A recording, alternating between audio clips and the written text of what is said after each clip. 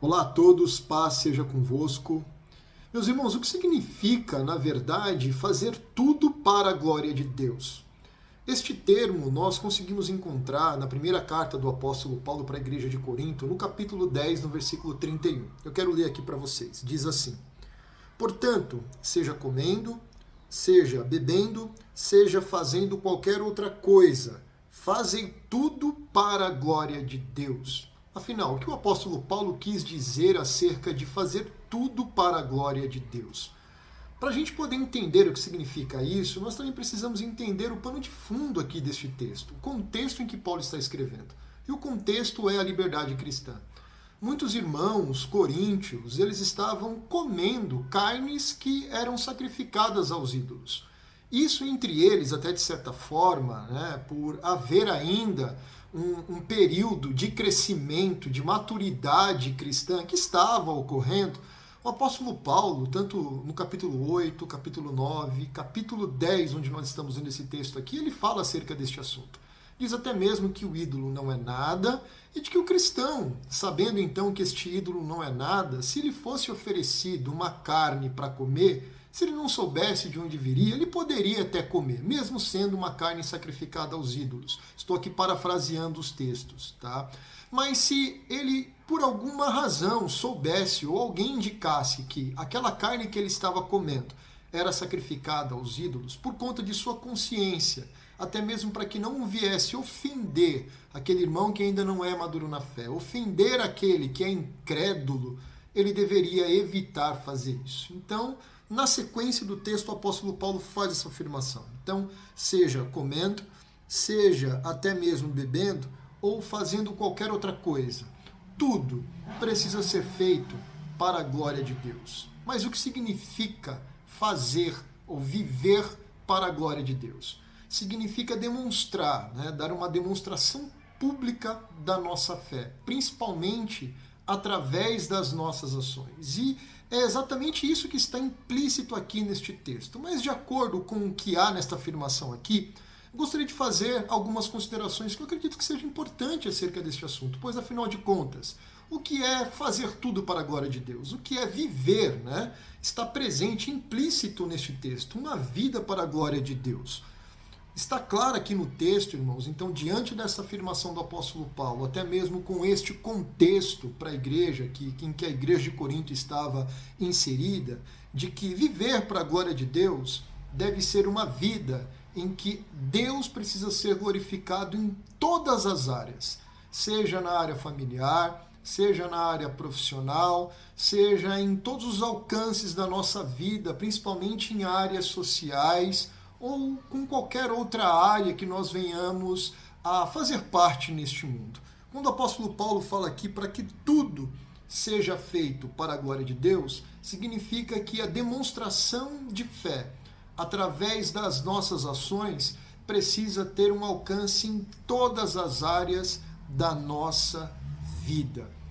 E também significa fazer tudo para a glória de Deus, que significa viver para a glória de Deus tendo um modelo de vida e de conduta conforme a vida e a conduta de Cristo.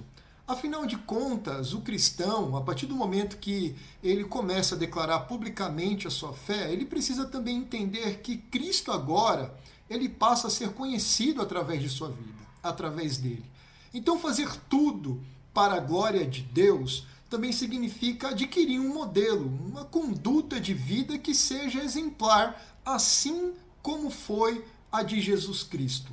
E os textos bíblicos no Novo Testamento, principalmente indicando para a igreja sobre a forma com que a igreja deveria viver, também nos dão uma demonstração acerca de que o que o apóstolo Paulo está apresentando para a igreja de Corinto, na verdade, esses outros irmãos, assim como Pedro, tá, ele confirma isso. O apóstolo Pedro ele diz em sua primeira epístola, no capítulo 4, versículo 11, o seguinte: se alguém fala, fale como quem comunica as palavras de Deus. Se alguém serve, que ele sirva segundo a força que Deus concede, para que em tudo Deus seja glorificado por meio de Jesus Cristo, a quem pertencem a glória, o domínio para todos sempre. Amém. E o apóstolo Paulo não trata somente deste assunto aqui com os irmãos de Corinto. Ele também falou para a igreja dos irmãos colossenses. Eu quero ler com vocês aqui o texto que está no livro de Colossenses, capítulo 3, versículo 17. O apóstolo Paulo diz assim: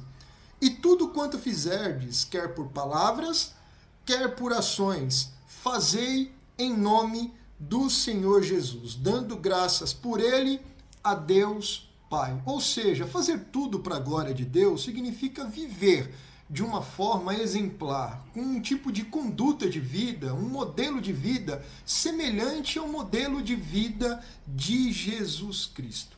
E para poder concluirmos este assunto, também precisamos entender que o que o apóstolo Paulo diz não está distante do que o próprio Deus já vinha falando para o seu povo, até mesmo antes do nascimento da igreja.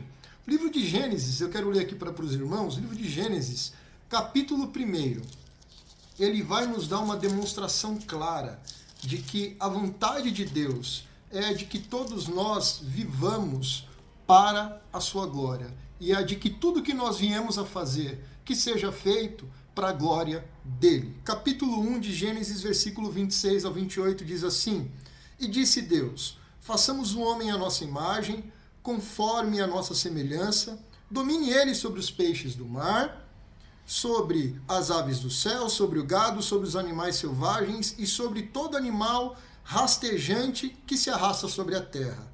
E Deus criou o homem à sua imagem. A imagem de Deus o criou, homem e mulher. Então Deus os abençoou e lhe disse: frutificai e multiplicai-vos, enchei a terra e sujeitai-a, dominai sobre os peixes do mar, sobre as aves do céu, sobre todos os animais que rastejam sobre a terra.